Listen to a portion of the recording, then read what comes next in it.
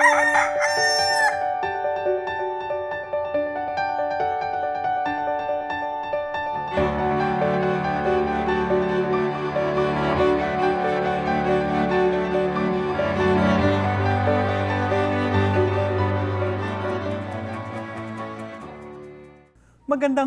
araw mga kapamilya. Magkapet pandasal muna po tayo. Ito po si Father Nono. Mga kapamilya, ang Nobyembre daw ay buwan ng kamatayan, month for the dead.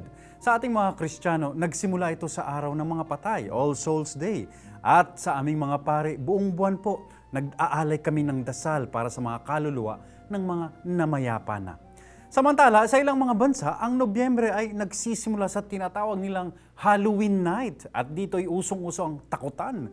Usong-uso rin halimbawa ang paglipanan ng mga nakakatakot na pelikula tulad ng zombies, Dracula, werewolf at kung ano-ano pa.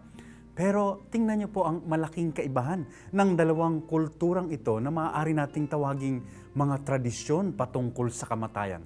Sa tradisyon ng Halloween, dapat katakutan ang kamatayan. At sino man na nagdudulot nito, tulad ng mga zombies o ni Dracula, ay dapat sugpuin, kalabanin, puksain. Sa ating mga Kristiyano naman, iba ang pananaw natin sa kamatayan. Kaya imbes na iwasan pa natin ang sementero, dagsaan pa tayo doon. Doon pa tayo nagpa-party bilang mga pamilya. Tanggap natin ang kamatayan. Sabi nga ni San Pablo, "O kamatayan, nasaan ang iyong bagsik?" At ang mga namayapa na ay kasama pa rin natin sa tinatawag nating Communion of the Saints. Bakit nga ba naman tayo matatakot gayong ang Panginoon natin ay muling nabuhay, ginapi si kamatayan, at alay sa atin ay forever, o buhay na walang hanggan. Amen.